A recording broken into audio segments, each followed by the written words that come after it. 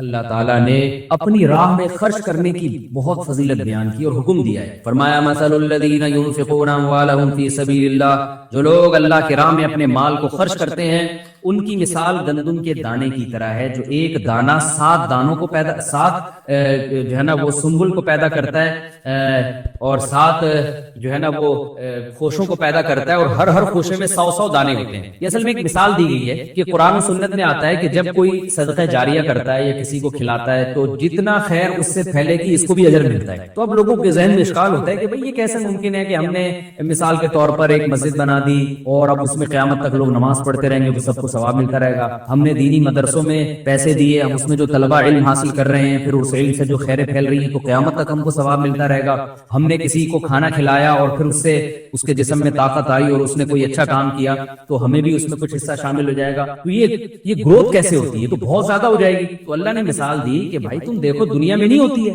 گندم کا ایک دانہ ہوتا ہے. اب اگر کسی نے یہ پروسیس نہ دیکھا ہو گندم کے دانے سے پودے گندم اگتے ہوئے، آپ اس کو بتائیں کہ یہ ایک دانہ مٹی میں ڈالیں گے اور اس سے سینکڑوں ہزاروں پیدا ہو جائیں گے تو کوئی مانے گا؟ ہم ابھی اس لیے مان رہے ہیں کہ اپنی آنکھوں سے دیکھ رہے ہیں، ورنہ ایک دانے سے کہاں سینکڑوں. خربوزے کے ایک بیج آپ زمین میں رکھتے ہیں اس سے بیل پیدا ہوتی ہے، اس بیل میں پھر ہر اتنے سینکڑوں خربوزے، پھر ہر خربوزے میں سینکڑوں بیج، پھر ہر بیج میں خربوزہ پیدا کرنے کی صلاحیت، اور پھر ہر خربوزے میں سینکڑوں بیج. تو وہ دیکھیں جو آدم علیہ السلام کے دور میں خربوزے کا ایک بیج ہوتا ہوگا اس سے آج کروڑوں اربوں بیج پیدا ہو گئے. تو اللہ بتا رہے کہ جو رب ایک گندم کے دانے سے زمین میں جب ڈالتے ہو اتنے سینکڑوں دانے پیدا کر سکتا ہے تو تمہارے ایک صدقات و خیرات کو وہ بیج نہیں بنا سکتا کہ تم نے 1 روپیہ دیا اور ملٹی پلائی کرتے کرتے کرتے کرتے اللہ اس کو اتنا بڑھا دے. ہمارے شیخ ہیں، حضرت ہیں، ان کو بڑی پیاری بات کی انہوں نے، جن سے میں بیعت ہوں. انہوں نے کہا دیکھیں اللہ نے علماء کو اتنی فضیلت دی ہے کہ جو علماء دینی مدارس میں پڑھاتے ہیں تو ان کو قبر میں کتنا ثواب ملتا ہے، یا جو تاجر دینی مدارس کے ساتھ تعاون کرتے ہیں وہ کس قدر اجر کما لیتے ہیں. جو بڑے بڑے مدارس آج چل رہے ہیں جن میں سینکڑوں بچے پڑھ رہے ہیں اور ان کی خیریں پوری دنیا میں پھیل رہی ہیں، مساجد میں وہ امامت کرتے ہیں اور درس قرآن دیتے ہیں، تدریس کرتے ہیں. تو انہوں نے فرمایا کہ کس قدر اللہ نے ان پر فضل کیا کہ وہ مرنے کے بعد بھی ان کی یہ خیر پھیل رہی ہے اور کتنا بڑا اجر قیامت کے دن وہ دیکھیں گے. تو واقعی اگر آپ دیکھیں تو یہ قرآن میں بڑی پیاری مثال دی ہے کہ دانہ گندم کا ایک، جب اللہ کہتے ہیں میں تو دنیا میں دکھا رہا ہوں، کسان ایک بیج بوتا ہے اور سینکڑوں بیج نکال لیتا ہے اس سے، تو جو اللہ دنیا میں کسان کی ذرا سی محنت پر اتنا بڑا پھل دیتا ہے تو آخرت تو ہے ہی اجر کے لیے، آخرت تو ہے ہی جزا ہے ہمارے اعمال کا. اس میں اللہ کیسی سخاوت کا مظاہرہ کرے گا اور اللہ کی جود و سخا کا کیسا جو ہے نا دریا بہیں گے اس میں. تو اس لیے دل کھول کے اللہ کی راہ میں ہمیں خرچ کرنا چاہیے. جیسے حدیث میں آپ صلی اللہ علیہ وسلم نے فرمایا انفق یا بلال ولا تخش من ذی العرش خلال، اے بلال خرچ کر اور عرش والے سے غربت اور فقر و فاقہ کا خوف نہ کرنا. تو اللہ کے لیے دے گا تو اللہ بھی تجھے دے گا. تو آج ہمارے اندر یہ جذبہ ختم ہو رہا ہے. بس جو ہے نا جو مسلمانوں میں سخاوت ہوا کرتی تھی، تاجروں میں سخاوت ہوا کرتی تھی، ٹھیک ہے ابھی بھی الحمدللہ بہت ہے، لیکن جو ہم نے اپنے باپ داداؤں کے دور میں دیکھی ہے وہ سخاوت مارکیٹ میں اب تھوڑی سی شارٹ ہوتی ہوئی نظر آ رہی ہے. اسی سخاوت کو مارکیٹ میں دوبارہ لانے کی ضرورت ہے. تو اللہ نے پھر ارشاد فرمایا کہ تم نے اللہ کی راہ میں خرچ کرنا ہے اس کا اجر اللہ ایسے بڑھائے گا. اور لیکن یہ بھی ارشاد فرمایا کہ جو لوگ اے ایمان والو اپنے صدقے کو احسان جتلا کے ضائع نہیں کرنا. جیسے آپ نے کیا کیا، بیج تو زمین میں ڈال دیا، اس سے پودے بھی نکل گئے، سب کچھ ہو گیا، لیکن آپ نے خود ہی پیٹرول چھڑک کے آگ لگا دی اس باغ پہ. کیسی بیوقوفی ہے، پھر تھوڑی وہ ملٹی پلائی ہوگا اور ضرب ہوگا. تو اللہ فرماتے ہیں کہ تم نے جو صدقات و خیرات کے ذریعے لوگوں کی نفع رسانی کے لیے جو گلشن اگائے ہیں اور جو تم نے دینی مدارس یا مساجد یا یتیموں کی کفالت کے ذریعے جو ایک پورا انتظام کیا ہے، اس سے پیٹرول چھڑک کے آگ نہ لگا دینا. وہ آگ کیسے لگاؤ گے؟ لا تبطلوا صدقاتکم بالمن والاذی، احسان جتلا کے اور تکلیف دے. ایک طرف آپ کسی پہ صدقہ کرتے ہیں اور پھر بار بار جتلاتے ہیں. یہ جو گاڑی ہے نا، یہ جو اس کے آج اتنا خوش و خرم گھوم رہا ہے تو اصل میں راشن میں نے ڈلوائے تھے اس کے. یہ جو آج اتنا موٹا تازہ بن کے یہ گھوم رہا ہے نا، اصل میں میرے سارا خرچہ ہے جس کی وجہ سے اس نے یہ پراٹھے کھائے ہیں. لوگ کر رہے ہوتے تو میں نے کیا، یہ مسجد میں نے بنائی، یہ پنکھا دیکھ رہے ہیں نہیں میں نے لگوایا. تو بعض لوگوں کی عادت ہوتی ہے. تو اور جو خوددار آدمی ہوتے ہیں، سفید پوش آدمی ہوتے ہیں، آپ ان کو جب کوئی چیز دے کے احسان جتلائیں تو وہ بےچارے شرم سے زمین میں گڑ جاتے ہیں. تو اللہ فرماتے ہیں یہ تکلیف نہ دو کسی کو، اس کا کیا نقصان ہوگا کہ تمہاری یہ نیکی ضائع ہو جائے گی. پھر اللہ نے اس کی آگے ایک بڑی خوبصورت مثال بھی دی ہے. وقت کا میں تمہیں آگے چلتا ہوں. اللہ نے اور مزید ترغیب دی کہ دیکھو تم یہ چاہتے ہو کہ بڑھاپے میں تمہارے پاس تمہاری انویسٹمنٹ جو تم نے جوانی میں کی ہے بڑھاپے میں اس کا پھل کھاؤ. تو جیسے ایک بوڑھا آدمی باغ لگاتا ہے اور بڑھاپے میں اس کا پھل کھاتا ہے گھر بیٹھ کر, تو اسی طرح تم جو کچھ صدقات و خیرات کر رہے ہو نا اس کا پھل تمہیں جنت میں قیامت میں ملے گا جب میدان حشر میں پریشان ہوں گے لوگ. تو جیسے کوئی یہ نہیں چاہتا کہ بڑھاپے میں میرا باغ جل جائے, تو ایسے ہی تم بھی یہ نہ چاہو کہ تم جو آگے کے لیے انویسٹ کر رہے ہو تمہاری اپنی نااہلی کی وجہ سے وہ تمہاری انویسٹمنٹ آخرت میں ضائع ہو جائے اور تم دیکھو آخرت میں کچھ بھی تمہیں نہیں مل رہا. تو ایسا عمل نہ کرو. تو علماء نے کہا ہے کہ صدقات و خیرات کی جو برکت ہے نا دو چیزوں سے ضائع ہوتی ہے, ایک تو احسان جتلانے سے اور دوسری ظلم کرنے سے. آپ نے کسی غریب کو کھانا تو کھلا دیا لیکن آپ نے کسی غریب سے نوالا بھی چھین لیا, بہنوں کی وراثت نہیں دی یا کسی کا قرض دینا تھا وہ آپ نے واپس نہیں کیا, تو آپ ایک طرف ظلم بھی کر رہے ہیں اور ایک طرف احسان بھی کر رہے ہیں. تو پلس مائنس ہوگا قیامت کے دن. عین ممکن ہے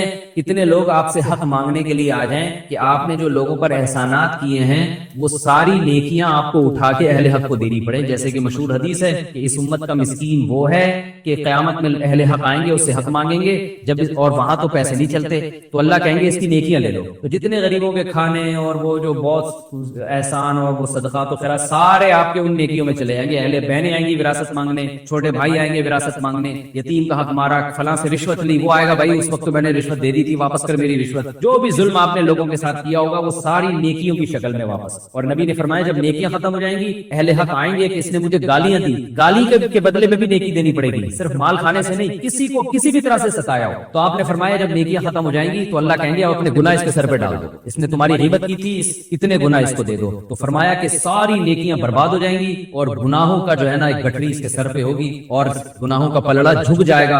اور فمن ثقلت موازینہ, اللہ فرماتے ہیں جس کی نیکیاں بھاری ہوں گی وہ جنت میں اور جس کے گناہ بھاری ہو گئے وہ جہنم میں. فرمایا پیشانی کے بالوں سے پکڑ کے اس کو جہنم میں پھینک دیا جائے گا. تو یہ دو چیزیں ہیں جن سے انسان کی نیکی ضائع ہوتی ہے. اس لیے علماء کہتے ہیں نیکی کرنا بھی کمال لیکن نیکی کو بچا کے رکھنا اس سے بڑا کمال ہے. تو نیکی کرنی بھی چاہیے اور بچا کے رکھنی بھی چاہیے. پھر اللہ نے ان آیات میں یہ بھی بتایا کہ صدقات و خیرات کا کس کو دینا چاہیے تمہیں, کون ہے صدقات و خیرات کا محل. فرمایا للفقراء الذین احصروا فی سبیل اللہ, وہ فقیر جو اللہ کے راستے میں ہیں. تو جو مجاہدین اللہ کے راستے میں لڑ رہے ہیں وہ بھی اس کے سب سے اولین مستحق ہیں. جو زمین میں چل پھر نہیں سکتے, کاروبار نہیں کر سکتے, یحسبہ الجاہل اغنیاء من التعفف, کوئی بھی اللہ کے راستے میں ہو. تو فرمایا کہ اور عزت کے ساتھ, ایسے فقیر جو عزت کے ساتھ زندگی گزارتے ہیں ان کے لباس سے خوراک سے بھی پتہ چلے گا ان کے, یعنی وہ مانگیں گے نہیں تم سے. لا یسألون الناس الحافا, وہ لوگوں کو پکڑ پکڑ کے مانگتے نہیں. ٹھیک ہے مانگنے والے کو بھی دینا جائز ہے اگر وہ مستحق ہو, لیکن اولین مصداق وہ سفید پوش لوگ ہیں.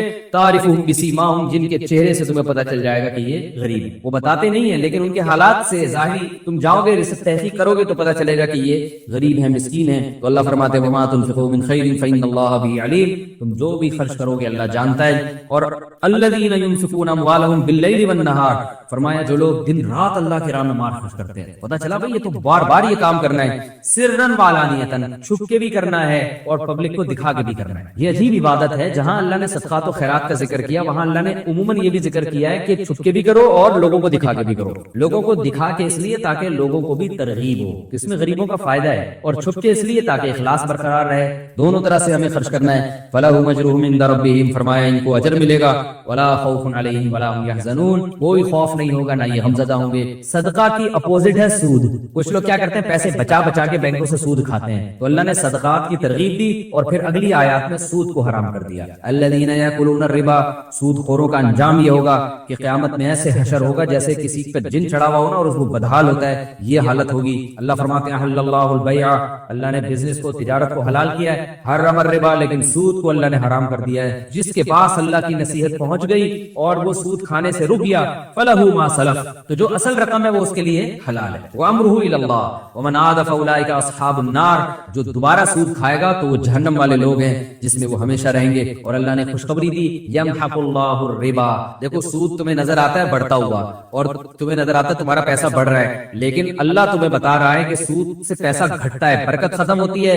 وَيُرْبِ الصَّدَقَاتِ, اور صدقے میں ایسا لگتا ہے کہ پیسے کم ہو رہے ہیں لیکن اللہ فرماتا ہے کم نہیں ہوتے بلکہ وہ پیسے کیا ہوتے ہیں, بڑھتے ہیں. کیسی عجیب آیت ہے. یعنی اللہ نے صدقے کو مثال دی نا گندم کے دانے سے. دیکھیں گندم کا ایک بیج ہم زمین میں ڈالتے ہیں ختم. اب کوئی بیوقوف کسان سے کہے یار تمہارے پاس 10 بیج تھے گندم کے, تم نے زمین میں ڈال کے وہ بھی ضائع کر دیے, ان کی روٹی پکا کے کھا لیتے, تو وہ کہے گا بھائی دیکھنے میں ضائع ہوئے ہیں, لیکن اللہ اپنی قدرت کا کرشمہ دکھائے گا اور ایک ایک سے سینکڑوں گندم نکال کے دکھائے گا. تو صدقے کو بھی اللہ نے گندم کے دانے سے تعبیر کیا. کیا خوبصورت قرآن نے مثال دی ہے کہ تم جب صدقہ دیتے ہو نا تو یہ جو کچھ پیسے جو تم صدقہ دے رہے ہو یہ اصل میں گندم کی بیج کی طرح زمین میں دفن کرو, مٹی بنا رہے ہو اس کو. تمہیں نظر آ رہا ہے فنا ہو رہے ہیں, لیکن دیکھو ابھی یہ کیسے اس سے جو ہے نا بہاریں پیدا ہوں گی اور اس سے کیسے مال پیدا ہوگا اور کیسے یہ اور زیادہ مال کو کھینچ کے لائے گا. اس سے پیسے میں اور زیادہ برکت پیدا ہوگی. اس لیے اللہ نے فرمایا کہ حرام گھٹتا ہے اور حلال میں اور صدقات میں اللہ برکت پیدا کرتا ہے. اور اللہ نے اس میں مزید پھر سود پر وعیدیں بیان فرمائی. اسی یہ سورہ بقرہ کا آخر ہے اور تیسرے پارے کا تذکرہ چل رہا ہے. اسی میں اللہ نے سب سے طویل ترین آیت بھی نازل کی سورہ بقرہ کی. سورہ بقرہ کی سب سے طویل بلکہ پورے قرآن کی سب سے طویل آیت بھی اسی پارے میں ہے. اور اس پوری طویل ترین آیت میں اللہ نے ایک حکم دیا ہے کہ جب بھی کسی سے پیسوں کا لین دین کرو تو لکھت پڑھت لازمی کرو, زبانی کلامی پہ کام نہیں چلے گا. اس کو کہتے ہیں معاملات کی صفائی. آج یہ غیر مسلموں نے لے لی ہے اور مسلمان ہوائی فائرنگ پہ چل رہے ہیں, ہوائی باتوں پہ چل رہے ہیں. آپ کسی سے حساب مانگ لو,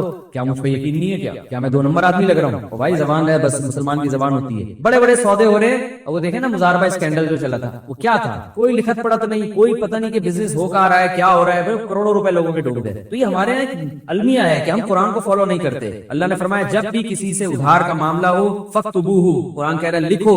اور خود لکھنا نہیں آتا, بینکم کاتب بالعدل, کسی کاتب کو بلاؤ. پتہ چلا لکھنا یہ بھی ایک فن ہے. ولا یا کاتب ان یکتب کما علمہ اللہ فلیکتب, جیسے اللہ نے اس کو سکھایا ہے وہ اس علم کے مطابق لکھے. اس سے اکاؤنٹنٹ کی فضیلت معلوم ہوتی ہے کہ لکھنا بھی ہر دور میں ایک فن رہا ہے, ایک سلیقے سے لکھا. ہر چیز ایسے تھوڑی لکھ دی جاتی ہے. اور آپ کو پتا ہے کہ اکاؤنٹنگ کے علم کی بنیاد بھی مسلمانوں نے رکھی ہے, اور مسلمان علماء یہی آیت فضیلت کے طور پر بیان کیا کرتے تھے اکاؤنٹنٹ کی, کہ ہر چیز کو جو ہے نا حساب کیا جاتا ہے, اس کو لکھا جاتا ہے کہ جو ہے اس میں پروفٹ کتنا ہو رہا ہے, اس میں آپ کا جو ہے نقصان کتنا ہو رہا ہے, کس سے کتنے پیسے لینے, کس کو کتنے پیسے دینے. تو اسلام میں اس کی بہت اہمیت کو بیان کیا. صحیح بخاری کی حدیث ہے, آپ صلی اللہ علیہ وسلم فرمائے جس کا کسی سے معاملہ ہو 3 دن کے اندر, حدیث کا مفہوم ہے اس پر لازم ہے کہ اس کو لازمی لکھے. تو اپنے مالی لین دین کو لکھنا یہ شریعت کا حکم ہے. اللہ نے اس آیت میں ہمیں حکم دیا وَلْيُمْلِلِ الَّذِي عَلَيْهِ الْحَقُّ وَلْيَتَّقِ اللَّهَ رَبَّهُ وَلَا يَبْخَسْ مِنْهُ شَيْئًا فَإِنْ كَانَ الَّذِي عَلَيْهِ الْحَقُّ سَفِيهًا أَوْ ضَعِيفًا أَوْ لَا يَسْتَطِيعُ أَنْ يُمِلَّ هُوَ فَلْيُمْلِلْ وَلِيُّهُ بِالْعَدْلِ. خود لکھنا نہیں آتا اس کا ولی لکھے گا اور کسی ماہر سے لکھوایا جائے گا. اور فرمایا اس پر گواہوں کو بھی بناؤ, 2 گواہ, 2 مرد گواہ ہونے چاہیے, 2 مرد نہ ہو تو 1 مرد اور 2 عورتیں گواہ ہونی چاہیے. اور فرمایا وَلَا تَسْأَمُوا أَن تَكْتُبُوهُ صَغِيرًا أَوْ كَبِيرًا إِلَىٰ أَجَلِهِ, اس میں سستی سے کام نہ لو. تو یہ پتہ چلتا ہے کہ بھئی اسلام میں لکھت پڑھت کی بہت زیادہ اہمیت ہے.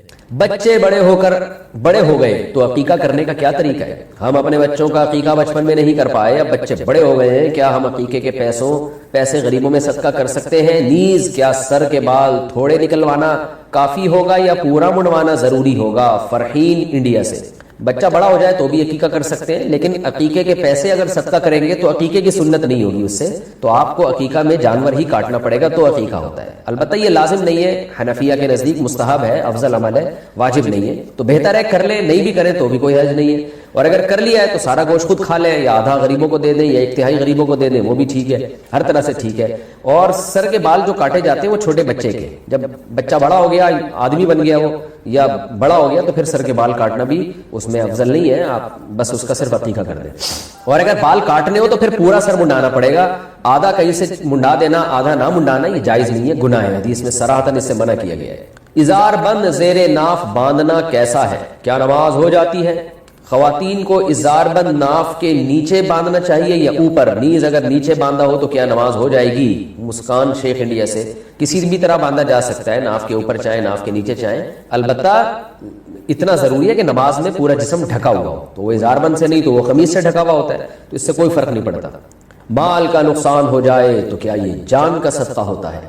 مال کا نقصان ہو جاتا ہے تو اکثر لوگ کہتے ہیں کہ فکر نہ کریں, یہ اپنی جان کا مال پر چلا گیا. اچھا, یعنی جو جان پر مصیبت آنے والی تھی وہ مال پہ چلی گئی. کیا یہ بات شرعی طور پر صحیح ہے؟ ہاجرہ صاحبہ کینیڈا سے. حدیث میں کوئی ایسی صراحتاً بات تو نہیں ملتی کہ جان کا نقصان مال میں ہو جاتا ہے, البتہ حدیث سے اتنا ضرور پتہ چلتا ہے کہ مسلمان کو کوئی بھی نقصان پہنچتا ہے تو وہ کسی نہ کسی گناہ کی تلافی اور کفارہ ہوتا ہے. آپ صلی اللہ علیہ وسلم نے ارشاد فرمایا عجبا لامر المؤمن ان امرہ کلہ لہ خیر ان اصابتہ سراء شکر فکان خیر اللہ وان اصابتہ ضراء صبر فکان خیر اللہ وَلَيْسَ ذَلِكَ إِلَّا لِلْمُؤْمِنِ. آپ صلی اللہ علیہ وسلم نے فرمایا مسلمان کا معاملہ بھی بڑا عجیب ہے. کوئی خوشی پہنچتی ہے شکر ادا کرتا ہے, یہ شکر اس کے لیے بہتر ہے. بہتر کا مطلب کیا ہے؟ بلاؤں کے دور کرنے کا ذریعہ بنتا ہے اور آخرت میں ترقی کا ذریعہ بنتا ہے. وَإِنْ أَصَابَتْهُ ضَرَّاءُ صَبَرَ فَكَانَ خَيْرًا لَهُ. مصیبت پہنچتی ہے صبر کرتا ہے, یہ صبر اس کے لیے خیر بن جاتا ہے. کیا مطلب؟ خیر سے دنیاوی و اخروی دونوں خیر مراد ہے. اس صبر سے اللہ اس کو بڑی مصیبتوں سے بھی نجات دے دیتے ہیں, اس صبر سے آخرت میں اس کے درجات بلند ہوتے ہیں. تو اور فرمائے یہ آپشن اللہ نے صرف مومن کے لیے رکھا ہے جو آخرت پر ایمان رکھتا ہے, کہ اس کے لیے مصیبت اور نعمت دونوں میں اللہ نے خیر رکھی ہے. البتہ یہ ضرور ہے کہ جب انسان مصیبت میں واویلا کرنا شروع کر دے, ناشکری کرے, تو پھر نہیں ملتا. تو اس لیے جب بھی کوئی مصیبت آئے تو حدیث سے پتہ چلتا ہے وہ آپ کے کسی گناہ کی اس سے تلافی ہو رہی ہے. گناہوں کی وجہ سے دنیا میں بھی عذاب آتا ہے, آخرت میں بھی. تو اگر اللہ چھوٹی مصیبت دے دے تو اس سے پتہ چلتا ہے اللہ بڑی مصیبتوں سے انسان کو بچا لیتا ہے. تو اس حد تک یہ بات فی نفسی ہی درست ہے کہ اگر آپ کا مال کا نقصان ہوا ہے تو اس بات کا امکان بہرحال موجود ہے کہ شاید اللہ نے آپ کو جانی نقصان سے بچا لیا ہو, چھوٹی سزا دے کے بڑی سزا سے بچا لی, اس بات کا امکان بہرحال موجود ہوتا ہے. اس لیے کہ ہم احساس کمتری میں چلے جاتے ہیں, ہمیں ایسا لگتا ہے کہ ہمارے پاس یہ نعمت نہیں ہے, اسی سے پھر ہم ٹینشن میں جانا شروع کرتے ہیں. ایک چھوٹی سی میں اپنے بارے میں وضاحت کروں, میں ٹینشن اور ڈپریشن کے بارے میں بیان بہت کرتا ہوں. ہو سکتا ہے کسی کو یہ اعتراض ہو کہ یہ ماہر نفسیات کا ٹاپک ہے, یہ مفتی صاحب کا موضوع نہیں ہے. یہ ممکن ہے نا. اب میں جمعے کا ہر بیان گردوں کے بارے میں کرنا شروع کر دوں, گردوں کو کیسے صحت مند رکھا جاتا ہے, کیا کھانا چاہیے کیا نہیں کھانا چاہیے, تو آپ کیا کہیں گے, بھائی مفتی صاحب یہ کڈنی کے اسپیشلسٹ کا ٹاپک ہے, عام ڈاکٹروں کا بھی نہیں, تو یہ مولاناؤں کا ٹاپک نہیں ہے.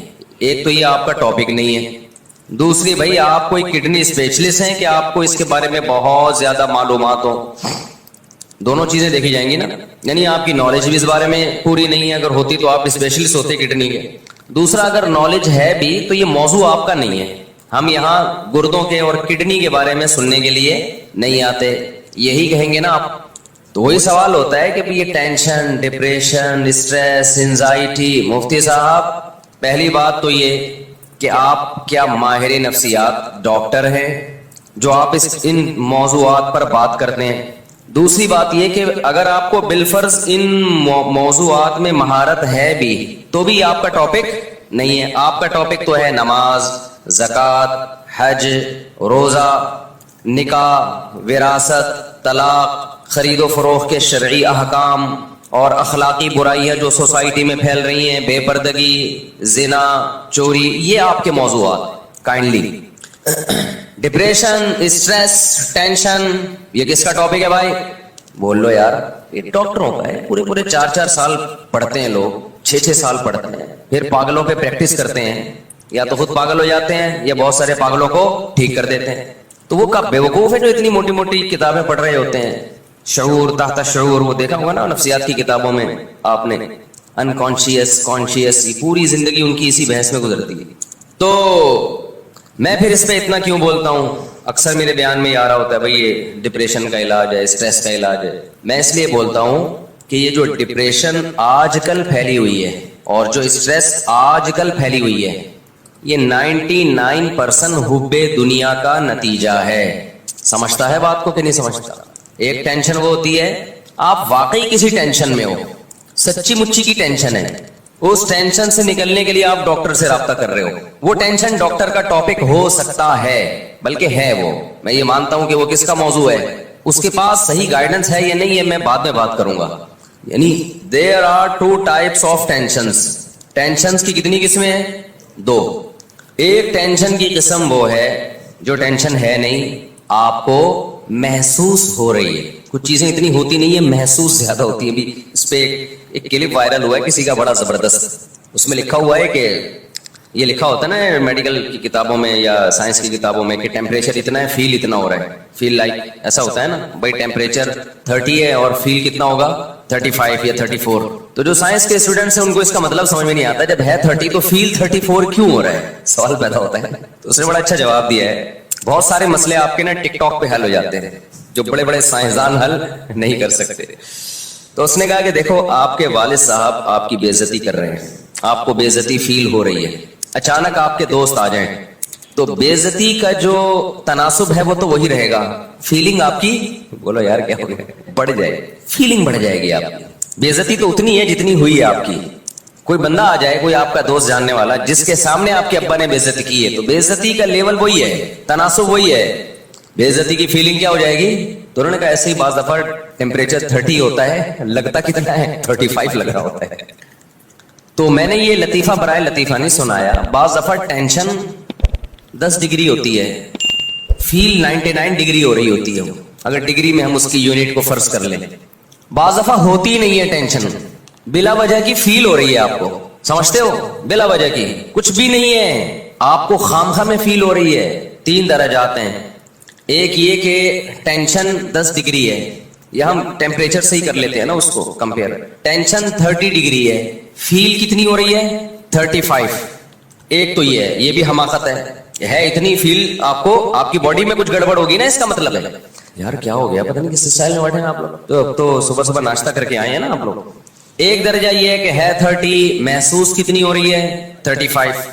एक दर्जा ये है कि है 30 और महसूस भी कितनी हो रही है 30 ही हो रही है। एक दर्जा ये बहुत ही अजीब है, वो ये कि टेम्परेचर 0 से भी कम है, यानी टेम्परेचर है ही नहीं, -30 है और महसूस +30 हो रहा है, यानी सर्दी लगनी चाहिए, माइनस में टेम्परेचर चल रहा है, टेम्परेचर का कोई सबब मौजूद नहीं है, डीप फ्रीजर में बैठा हुआ है फिर भी गर्मी लग रही है।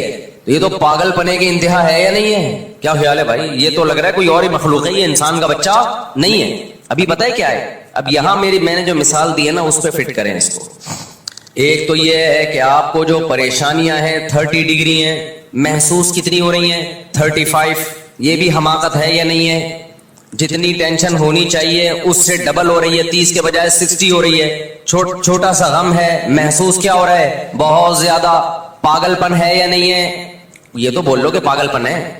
एक ये है कि टेंशन 30 है और महसूस भी कितनी हो रही है 30 ही महसूस हो रही है, ये नॉर्मल आदमी को हो सकता है। एक ये है कि टेंशन है ही नहीं, खुशियां ही खुशियां हैं, महसूस टेंशन हो रही है।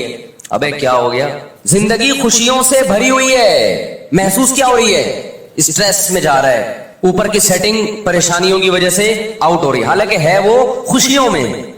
99% लोग इस जमाने में इस लेवल पे हैं, इस कैटेगरी में हैं। खुश होने का मौका था, शुक्र का मौका था, नेमतों के समंदर में डूबे हुए हैं, महसूस क्या हो रहा है उनको, टेंशन महसूस हो रही है। तो अब होगा क्या तो ये मजहब का टॉपिक इसलिए है कि ये है नाशुक्री, जिसकी बेस पे आपको परेशानी हो रही है। और नाशुक्री किसका टॉपिक है भाई, ये तो मजहब का टॉपिक है ना, शुक्रगुजार बनाना या नाशुक्रा। शैतान शुक्रगुजार था कि नाशुक्रा था, नाशुक्रा था। टेंशन में गया कि नहीं गया, जब नाशुक्री होती है तो टेंशनें होती हैं, टेंशन में गया। अबे मैं आग का बना हुआ, यही बातें कर रहा था ना, मैं आग का बना हुआ, ये मिट्टी के बने हुए, मैं इनको सजदा क्यों करूं। सख्त किस्म की डिप्रेशन में था शैतान उस वक्त, हालांकि खुश होने का मौका था, ये टेंशन और डिप्रेशन का मौका नहीं था। खुश क्यों होता, अल्लाह की नेमतों को सोचता कि आग से बनाया मुझे किसने, अल्लाह ने बनाया, मुझे इतना ऊंचा मर्तबा किसने दिया, अल्लाह ने दिया। मुझे तो अल्लाह गधा घोड़ा भी बना सकता था, कुत्ता और खिंजीर भी बना सकता था, तो मेरे रब ने मुझ पर एहसान करके एक कुत्ते गधे घोड़ों से आला मखलूक बना दिया। तो शुगर का मौका था या नहीं था। इससे पता चलता है टेंशन हमेशा नाशुक्री से पैदा होती है, शुक्र से टेंशन रिलीज होती है। टेंशन बोलते क्यों नहीं, खत्म होती है।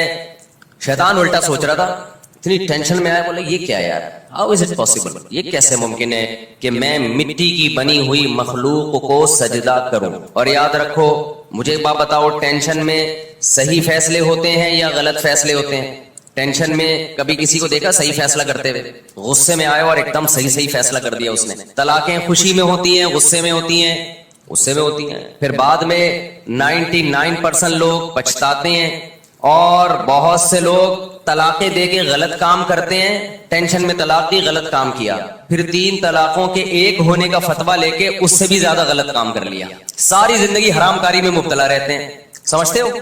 और दावा ये करते हैं हम सिर्फ कुरान और हदीस को मानते हैं, اور جب ان کو قرآن و حدیث کے دلائل دیے جائیں تو کہتے ہیں اختلافی مسئلہ ہے. جہاں سے راستہ ملے گا وہاں کیا کرے گا؟ بھاگے گا. پھر جب ان کو بتایا جائے جنہوں نے کہا اختلافی ہے وہ اختلافی ہے نہیں، اجماعی ہے، پھر کہتے ہیں بھائی ہم تو مفتیوں کے قول کے پابند ہیں، ہمیں تو ایک مفتی نے فتویٰ دیا ہے. آخرت کی عدالت جو لگے گی نا اس میں طبیعت سے چترول لگ جائے گی. ہمارا کام بتانا ہے، منوانا نہیں. طلاقیں دیتے کہ بیویوں کو جو رکھتے ہو نا اہل حدیث سے فتویٰ لے کے، بیوی حلال نہیں ہوتی اس سے. سمجھتے ہو کہ نہیں سمجھتے؟ زبان پہ قابو رکھا کرو، غصے میں اپنے آپ پہ کنٹرول کیا. بچے کی جب شادی ہو نا، شادی سے پہلے بتا دو طلاق کا لفظ زبان سے مذاق میں بھی نکالا تھپڑ آئے گا، اس کو پہلے بتا دو. سر پھاڑ دیا نا اس کی تلافی ہو سکتی ہے، ٹانکے لگ جائیں گے، جڑ جائے گا دوبارہ. پہلے بہت سے لوگ دیکھیں ان کا سر کھل گیا تھا، ڈاکٹروں نے ایلفی سے جوڑ دیا. وہ ایو کلینک میں ایک آدمی کی ٹانگ کٹ کے الگ ہو گئی تھی. ایو کلینک کے سینئر ڈاکٹر تھے، اللہ مغفرت کرے انتقال ہو گیا، انہوں نے پوری ٹانگ جوڑ دی، دوبارہ پوری کٹ کے الگ ہو گئی. تو میاں بیوی ایک دوسرے کا سر پھوڑ دیں، ایو کلینک میں امکان ہے کہ ایلفی سے یا سمت بانڈ سے جوڑ دے وہ، لیکن طلاقیں دینے کے بعد ایو کلینک میں رشتہ دوبارہ نہیں جڑتا.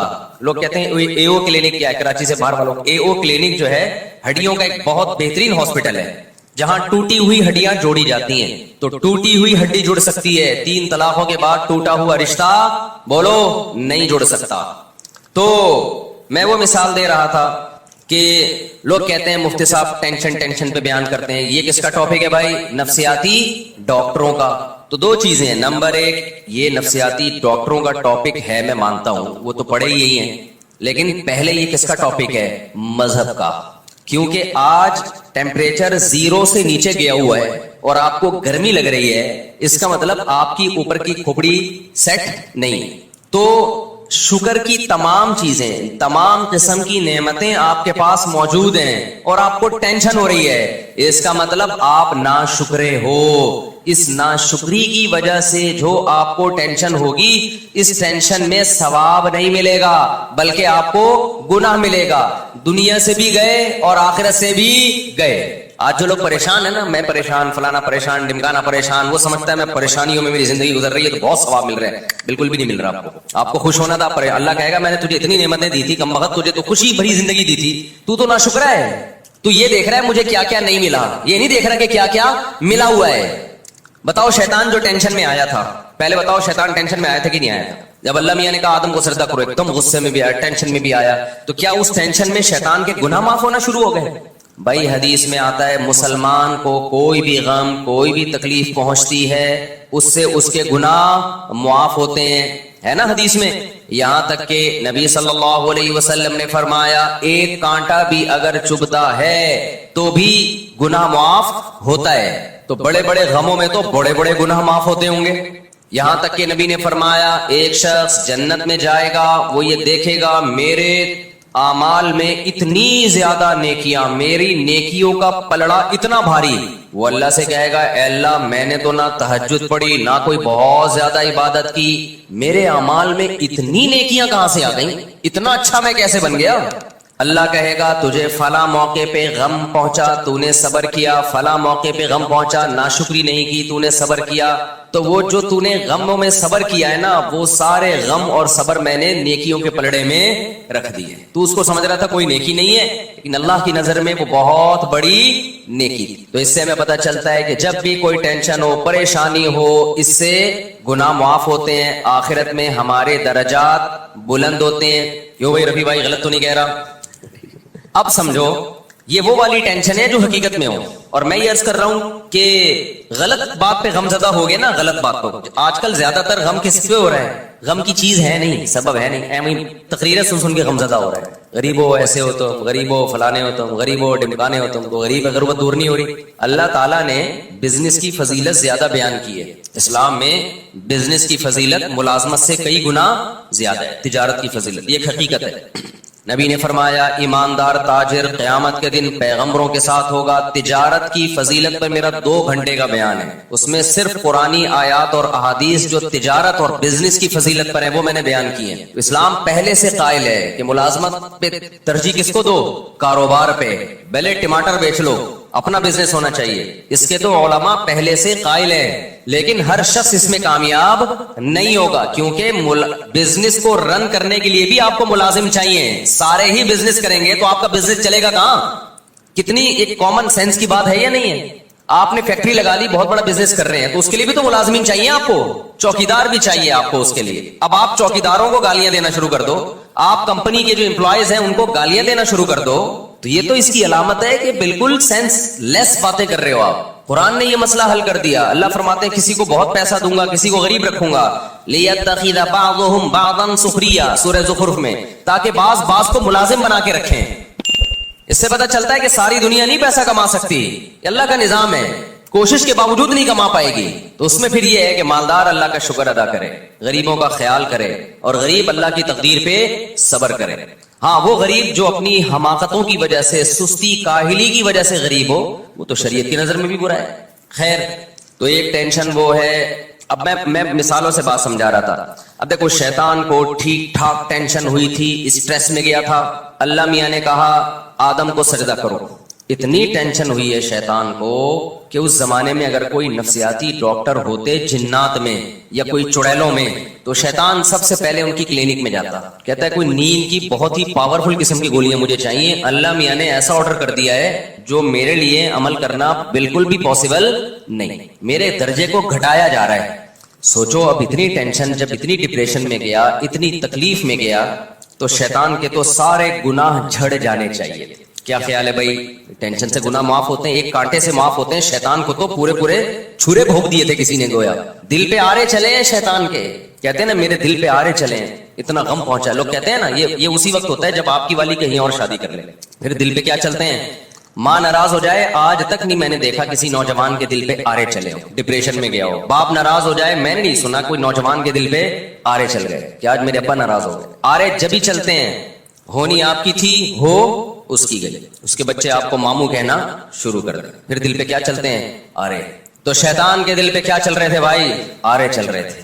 کوئی کاٹ رہا تھا اس کو, کتنا غم کتنا غم کتنا غم. اس غم میں پہلی بات شیطان کو ثواب نہیں مل رہا تھا اور گناہ مل رہا تھا, ایک بات. نمبر دو, اس غم میں شیطان کو نہ صرف یہ کہ ثواب نہیں مل رہا تھا بلکہ گناہ مل رہا تھا. دوسرا نقصان اس ٹینشن کا, یہ میں اس ٹینشن کے نقصانات بتا رہا ہوں جو غلط ہوتی ہے, جو ہونی نہیں چاہیے. موقع شکر کا ہو اور آپ جا کس میں رہے ہو, ٹینشن میں. پھر میں بتاؤں گا آج بھی یہی ہو رہا ہے مارکیٹ میں جو آج ٹینشن چل رہی ہے نا, وہ یہی والی چل رہی ہے. اور اس میں پھر وہی کچھ ہو رہا ہے جو شیطان کر رہا تھا, کیونکہ اس ٹینشن کے سائیڈ افیکٹ بہت زیادہ ہیں, جو بنائی بھی ٹینشن ہوتی ہے. تو پہلا کام, شیطان کو اس ٹینشن میں ثواب نہیں مل رہا تھا. دوسری بات, چلو ثواب نہ ملے, گناہ بھی تو نہ ملے, بلکہ الٹا کیا مل رہا تھا, گناہ مل رہا تھا. تیسری بات, اس ٹینشن میں فیصلے صحیح نہیں ہو رہے تھے شیطان سے. بعض دفعہ آدمی ٹینشن میں صحیح فیصلے کر لیتا ہے, جب تک اسٹریس نہیں ہوتی فیصلہ نہیں کر پاتا. جب کوئی مصیبت آتی ہے تو صحیح فیصلہ کر لیتا ہے. بھائی ایک بچہ پڑھ نہیں رہا ہے, امتحان میں فیل ہو رہا ہے, وہ فیصلہ نہیں کر پا رہا کہ میں نے پڑھنا ہے کہ نہیں پڑھنا, یہ فیصلہ نہیں ہو رہا. لیکن جب فیل ہو گیا اور دیکھا کہ بے عزتی ہو رہی ہے, اور بے عزتی ہو اتنی رہی ہے, فیل ڈبل ہو رہی ہے, تو وہ اس ٹینشن میں درست فیصلہ کر لیتا ہے کہ آئندہ میں نے بولو پڑھنا ہے, اب میں محنت کروں گا. بہت سے لوگ اس طرح سدھرے, اس کی آواز تو تیز کرو بھائی. بہت سے لوگوں کو اللہ نے اس طرح کوئی مصیبت آئی ان کے اوپر اور وہ انسان کے بچے بن گئے. وہ کیا بن گئے, انسان کے بچے, جو مارکیٹ میں کیا چل رہے ہیں, شارٹ چلے. ہمارے حضرت کا قول ہے کہ انسان کا بچہ مارکیٹ میں آپ کو اتنے آرام سے. شیطان نے کیا کیا, اس ٹینشن میں فیصلہ صحیح کیا یا غلط. تو اس سے پتہ چلتا ہے میرے بھائی, اگر میں اور آپ غلط چیز کی ٹینشن لے رہے ہیں تو اس ٹینشن میں 3 عذاب میں مبتلا کر رہے ہیں. نمبر 1, ٹینشن میں آپ بھول کے مصیبت, یہ ایک نیا. نمبر 2, اسی کو نمبر 1 میں شامل کرنے کہ یہ ٹینشن برائے ٹینشن, اس پہ ثواب نہیں ملے گا. نمبر 2, ثواب کے بجائے الٹا گناہ ملے گا. جیسے شیطان اب تک ڈپریشن میں ہے اور جہنم میں اور زیادہ ڈپریشن بڑھ جائے گی اس کی. تو ہم بھی اگر غلط چیزوں پہ ٹینشن لیں گے تو ہماری ڈپریشن بھی بڑھے گی اور الٹا اس ڈپریشن پہ ہمیں ثواب کے بجائے گناہ ملے گا. اور تیسری بات, ہم فیصلے غلط کریں گے جس سے ہماری ٹینشن اور بڑھے گی, جو کہ آج ہو رہا ہے. اب میں مثال سے بات سمجھاتا ہوں. آج جو لوگوں کو ٹینشن ہو رہی ہے نا, وہ حب دنیا کی وجہ سے ہو رہی ہے.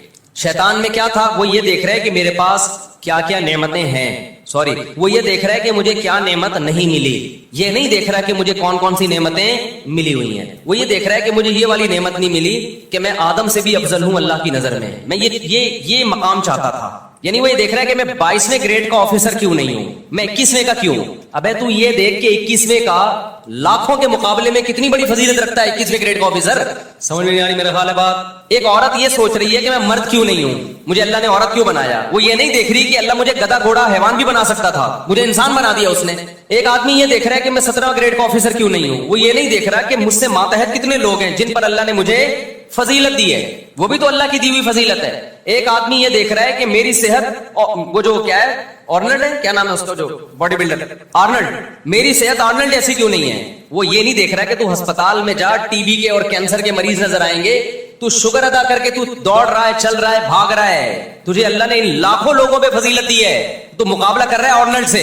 हर आदमी अपने आप को अपने से बड़े से कंपेयर कर रहा है, हालांकि उससे छोटे लाखों नहीं है, करोड़ों हैं जिन पर अल्लाह ने इसको फजीलत दी है। ये कमबख्त इस पे रो रहा है कि मेरा जाती घर क्यों नहीं है। तुझे ये नहीं पता कि बहुत से लोग किराए पे भी नहीं रहते, जाओ छपड़ों में जाके, रोडों पे जाके देखो पड़े हुए हैं। ये नाशुक्री है। ये ऐसे है कि शुक्र का मौका था और टेंशन ले रहा है, इसका मतलब जीरो से भी टेम्परेचर नीचे गिरा हुआ है और इसको गर्मी लग रही है, इसको हीटर लगाना था और ये एयर कंडीशन की बातें कर रहा है। समझ में आ रही है कि नहीं आ रही है।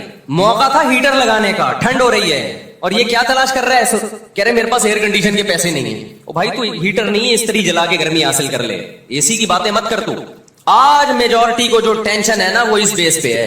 फिर कहते हैं खुशियां ही नहीं है जिंदगी में, तो मैं उनसे कहता हूं तुम्हारी जिंदगी में जो खुशियां नहीं है ना, इस पे ये ना समझो कि इस पे अल्लाह ताला तुमसे कहेगा कि चलो दुनिया में बेचारा गमज़दा है तो आखिरत में क्या दे दूंगा मैं इसको खुशियां। मैंने कहा तुम्हें ना दुनिया में मिली ना आखिरत में, ना दुनिया में खुशियां मिलेंगी और आखिरत में भी क्या हो गए, महरूम। अल्लाह कहेगा मौका खुशी का था और तू मना क्या रहा है, गम। हम अल्लाह उसके रसूल से पूछते हैं कि अल्लाह सर्दी वाला टेम्परेचर कब शुरू होता है। सही है ना कि हमें उस वक्त सर्दी लगनी चाहिए। भाई देखो दोबारा मिसाल समझा देता हूँ, 26 डिग्री जब होता है ना टेम्परेचर, तो भी इंसान को थोड़ी थोड़ी ठंड लग रही होती है। लोग नॉर्मली एसी का टेम्परेचर कितना रखते हैं, बोलो ना 26 या 28। बहुत कोई साइबेरिया से आया तो 18 पे ले आएगा, ऐसे भी मैंने देखे हैं लोग हमारी गाड़ी में बैठे 18 पे करके चला रहे हैं। ये नहीं देख रहे कि मैं ठिठर गया, मैं वहीं का वहीं, मैं उतर ही नहीं पा रहा गाड़ी से, जम गया। हर तरह के लोग होते हैं ना, कुछ को ऐसा होता है कि वो उनको 28 भी बहुत सर्दी लग रही होती है, ये गुटके वाले का टेम्परेचर होता है ये। लेकिन नॉर्मली हम जब डॉक्टर से पूछते हैं कि डॉक्टर साहब एक शरीफ इंसान को किस टेम्परेचर में इजी फील करता है वो, तो आमतौर पे नॉर्मली डॉक्टर कहते हैं 26 एक ऐसा टेम्परेचर है, या 28, 26 से 28, इसमें इंसान क्या फील करता है, बोलो ना इजी। अब इसमें अगर कोई इजी फील नहीं कर रहा तो इसका मतलब उसकी बॉडी में कोई फॉल्ट है। मिसाल के तौर पर इसको बुखार हो रहा है बहुत तेज, तो उसको तो हो सकता है 30 में भी सर्दी लग रही हो, 30 टेम्परेचर सर्दी लग रही है, तो ये एसी का या टेम्परेचर का फॉल्ट नहीं है, ये इसका बोलो अपना फॉल्ट है। यहां तक बात आ गई है दिमाग शरीफ में, तो खूब समझ लो अल्लाह मियां ने भी ना एक मैयार रखा है कि ये नेमतें जिसके पास हैं उसको टेंशन नहीं होनी चाहिए, बल्कि उसको शुक्र अदा करना चाहिए, वो खुश होना चाहिए। अगर वो खुश नहीं है इसका मतलब ये पागल है, इसका मतलब क्या है, इसका दिमाग क्या हो गया है, खराब। तो वो कितने डिग्री खुशियां मिले कि आपको उसमें खुशी महसूस होनी चाहिए, ठीक है ना। जैसे कितने डिग्री टेम्परेचर हो तो आपको सर्दी लगनी चाहिए, और कितने डिग्री टेम्परेचर हो तो गर्मी लगनी चाहिए आप। तो नबी सल्लल्लाहु अलैहि वसल्लम ने वो डिग्री बता दी हमें कि जिसको 3 चीजें मिल गई ना, तो इसका मतलब ये है कि इसकी खुशियां बहुत ज्यादा हो गई हैं। अब इसको खुश रहना चाहिए, इसके चेहरे से पता चले कि ये खुश है। वो क्या है, नंबर 1 2 वक्त का खाना। कितना भाई, 2 वक्त का खाना, बिलफेल हो या बिलकुवा हो। ये थोड़ी अरबी है, मैं इसको उर्दू में समझा देता हूँ, इस्तिलाह है। बिलकुवा का मतलब आप रात को सोए, आपको पता है किचन में कल का खाना 2 टाइम का, मेरा और मेरे बीवी बच्चों का, या जो मेरे जेरे कफालत हैं, बूढ़े माँ बाप भी उसमें दाखिल कर लें, उन सब का 2 टाइम का खाना मेरे पास क्या है, बोलो मौजूद है। इसको कहते हैं बिलफेल मौजूद है। बिलकुवा का मतलब यह है कि अभी तो कुछ भी नहीं है, लेकिन मेरे हाथ और पांव सलामत हैं, सुबह कहीं ना कहीं मजदूरी मिल जाएगी जिससे मैं 2 टाइम के खाने का इंतजाम कर लूंगा। इसको कहते हैं बिलकुवा। हम प्रैक्टिकली तो नहीं है, लेकिन 2 हाथ और 2 पांव सलामत हैं। इतनी अल्लाह ने एबिलिटी, काबिलियत रखी है कि आप 2 टाइम के खाने का कल इंतजाम कर लोगे, परसों का नहीं, बस कल तक का। इसके बाद अगर खाने की टेंशन ले रहे हो, डिप्रेशन में जा रहे हो, तो ये आपका अपना बोलो अबे बोलते क्यों नहीं, ये आपका अपना फॉल्ट है। आगे जब जो कुछ है ना वो गरीबियां हैं कि बैंक में 1 करोड़ रुपए रखे हुए हैं 1 साल के लिए, 10 करोड़ रुपए पड़े हुए हैं बहरिया टाउन में, ये गरीबियां गरीबियां। होटल में जब आप जाते हो तो कीमत प्लेट की देते हो, गरीबी एक एहसान होता है होटल वाले की तरफ से, दे दे ठीक है, नहीं दे तो टेंशन नहीं लेता इंसान, ले रहा है तो समझ नदीदा है, हवस का मरीज है। और कुछ लोग गरीबी पहले मंगवाते हैं, 8-10 गरीबियों के बाद खाना मंगवा रहे होंगे वो। जैसे एक आदमी होटल में गया ना कि वो रोटी कितने की, उसने कहा 20 रुपए की, अच्छा भाई सालन कितने का, पता नहीं रोटी सालन कितने का जी, इतने का, और रायता, उसने कहा रायता फ्री है, तो कहा 10 रायते ले आओ, खाली 10 क्या ले आओ रायते ले आओ, 2 टाइम का खाना। तभी ऐसे आदमी के लिए भीख मांगना भी जायज नहीं है, खाने के लिए भीख मांगना जायज नहीं है। सुबह उठा हाथ पांव सलामत है, बेलचा गेती हाथ में है, टमाटर की रेडी है उसके पास, टमाटर बेच के कमा सकता है, उसके लिए हाथ फैलाना किसी के सामने खाने की जरूरत के लिए जायज बोलो नहीं है, क्योंकि अल्लाह का दिया उसके पास रिस्क बहुत है। नंबर 2 रिहाइश।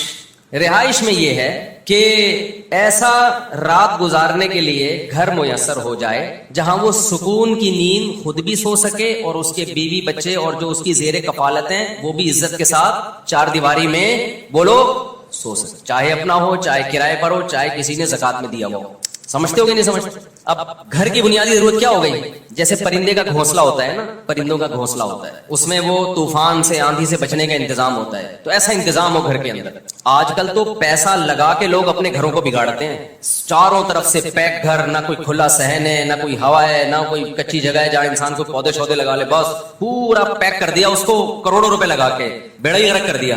बस इस पे लोग खुश होते हैं, अंदर से लोग आएंगे यार क्या जबरदस्त, इससे तो वो गांव का घर छपड़ा अच्छा है मेरे भाई, मुझे तो छपड़ों में जाके सुकून मिलता है गांव देहातों में, वो ज्यादा अच्छे छपड़े जहां मंजी डाल के बैठ जाओ, नीचे से भी हवा लगेगी आपको। मंजी में यही फायदा होता है, हवा नीचे से भी लगती है, बेड में एक तरफ से हवा लगेगी आपको। अच्छा खैर, ये फिर ज्यादा ऊपर के लेवल की बातें हो जाएंगी। तो घर का इंतजाम। तीसरा इंतजाम, जिस्म किसी बड़ी बीमारी से महफूज, लिबास भी दाखिल है इसमें, नान नफ्के में लिबास का भी इंतजाम हो कि आदमी सतर छुपा सके, प्रॉपर ड्रेस हो, इज्जत के साथ कहीं आ जा सके। और चौथी चीज है जिस्म किसी बड़ी बीमारी से महफूज। ये छोटी मोटी छींकें, नजला जुकाम, खांसी, मेरे हर तरह के लोगों से वास्ता होता है ना। खान के बहुत सीनियर डॉक्टर से मेरी सफर में मुलाकात हुई, तो मैंने कहा नजला जुकाम खांसी, उन्होंने कहा WHO की तरफ से ना ऐसा आदमी जो छींकता है, खांसता है, नजला हो जाता है साल में 1 दफा, उसका शुमार बीमार लोगों में बोलो नहीं हो, बल्कि जिसको कभी भी नजला नहीं होता वो बीमार है। कमाल की बात है। उन्होंने कहा जो वायरल फैलते हैं ना, जो वायरस फैलते हैं ना, जो वायरल बीमारियां नहीं होती कि अभी ये चल रहा है तो वो चल रहा है तो फलाना, आजकल कराची में आंखें आई हुई है ना, तो ये वायरल बीमारियों में बीमार होना ज्यादा बेहतर है। इससे आपका इम्यून सिस्टम क्या होता है, बढ़ता है, और ये अपना टाइम पूरा करके निकल लेती है। तो ये चीजें बीमारियों में शामिल नहीं है। बड़ी बीमारी से महफूज हो जिससे तकलीफ हो रही है आपको। नजले में तो आपको थोड़ी, सामने वाले को तकलीफ होती है जिसपे छींकते हो आप, और जो बलगम के बड़े बड़े थपेड़े आप वजू खाने में फेंकते हैं तो उनको तकलीफ होती है, आपको थोड़ी होती है। ज्यादा कह गया मैं शायद। तो बड़ी बीमारी से बॉडी क्या हो, महफूज। तो जिसको ये नेमतें मिल गई, नबी सल्लल्लाहु अलैहि वसल्लम की हदीस का मफहूम है, अल्लाह ने पूरी दुनिया की दौलत समेट के उसके कदमों में डाल दी है। बेशक उसके पास वीकेंड हाउस और सिटी स्कूल की फीसों के पैसे नहीं हो। आप कहोगे फिर बड़ा आदमी कैसे बनेगा? जब इतने महंगे स्कूल में नहीं पढ़ेगा तो बड़ा आदमी कैसे बनेगा? अगर बच्चे को आपने दुनिया की मोहब्बत उसके दिल से नहीं निकाली मेरे भाई, तो फिर इन स्कूलों से पढ़ के वो बड़ा इंसानों की नजर में बनेगा, अल्लाह की नजर में वो कारून और फिरौन कहलाएगा। वो क्या कहलाएगा? कारून और फिरौन। उस जमाने में जब मिस्र में फिरौन की हुकूमत थी, लोग कहते थे मूसा कलीमुल्लाह माज अल्लाह छोटे आदमी है और बड़ा कौन है? कारून है। एजुकेटेड कौन है? कारून। उसको बिजनेस करना आता है, बिजनेस सिखाता था वो लोगों को। बड़ा कौन है? फिरौन है। तभी मूसा कलीमुल्लाह को ये ताने दिए जाते थे। फिरौन भी कहता था अम अना खैरुम मिन हाज़ा अल्लज़ी हुवा महीन, मैं बेहतर हूं या ये? और उनको माज़ अल्लाह कहता था ये जो कमतर है, ये सवाल करता था कि ये इतने कमतर आदमी हैं तो इनसे मुझे कैसे कंपेयर कर रहे हो? फिरौन को पता नहीं था तू जिसको कमतर कह रहा है, गुर्बत की वजह से तू 100 दफा मर के पैदा हो जाए तो मूसा कलीमुल्लाह की खाक के बराबर भी नहीं है। लोगों की नजर में बड़े और बुरे को मत देखो। लोग तो कहते हैं 20वें ग्रेड का ऑफिसर बड़ा है, अल्लाह कहते हैं नहीं। अल्लाह कहते हैं जो दुनिया से मोहब्बत नहीं करता, आखिरत की फिक्र में लगा हुआ है, वो बड़ा है। ये जितने बड़े बड़े आज नजर आ रहे हैं ना, मरने के बाद सारे छोटे हो जाएंगे। 4 दिन की 2 टके की जिंदगी नहीं है यार। इस गाड़ी पे, इस बंगलों पे तुम फख्र कर रहे हो। जब आपको 3 बड़ी नेमतें अल्लाह की तरफ से मिल गई, रिहाइश, खुराक اور جسم کسی بڑی بیماری سے محفوظ. پھر اگر آپ ٹینشن لے رہے ہو اس کے بعد بھی تو یہ آپ کی بنائی ہوئی ٹینشن ہے. اس ٹینشن پہ آپ کو ثواب بھی نہیں ملے گا اور اس ٹینشن پہ الٹا گناہ ملے گا, ناشکری کا گناہ ملے گا کہ اتنی نعمتیں دی ہیں اس کو نہیں دیکھ رہا, جو چیز نہیں ہے اس کو دیکھ رہا ہے. نہیں تو پھر بہت کچھ ہے اور ثواب بھی نہیں ملے گا, الٹا گناہ ملے گا. اور تیسرا, فیصلے بھی غلط کرو گے آپ. وہ غلط فیصلے کیا ہوں گے؟ جب آپ ڈپریشن ٹینشن میں جاؤ گے, آپ کوشش ہوگی یار کسی طرح سے آ جائے, پیسہ آ جائے, عزت مل جائے. عزت چاہنے کے لیے ناجائز راستے اختیار کرو گے جس سے تھوڑی سی عزت آئے گی, جو لیکن حقیقت میں جو تھوڑی بہت رہ گئی ہے نا وہ بھی جائے گی. حلال سے بچ کے حرام کی طرف جاؤ گے, پیسہ کمانے کے لیے غلط راستے اختیار کرو گے. آج پتہ ہے کیا ہو رہا ہے؟ پہلے زمانے میں لوگ حرام بزنس کرتے تھے, شرمندہ ہوتے تھے, اللہ ہم غلط کر رہے ہیں, علماء کہہ رہے ہیں کہ یہ بزنس جائز نہیں ہے, ہمیں معاف کر دے. اب پتہ ہے کیا ہو رہا ہے؟ اب جس نے حرام بزنس کرنا ہوتا ہے نا, وہ مولویوں پہ کلپ بنانا شروع کر دیتا ہے کہ مولویوں کو بزنس کا کیا پتا. ڈراپ شپنگ میں علماء بتاتے ہیں نا یہ طریقہ جائز ہے, یہ طریقہ ناجائز ہے.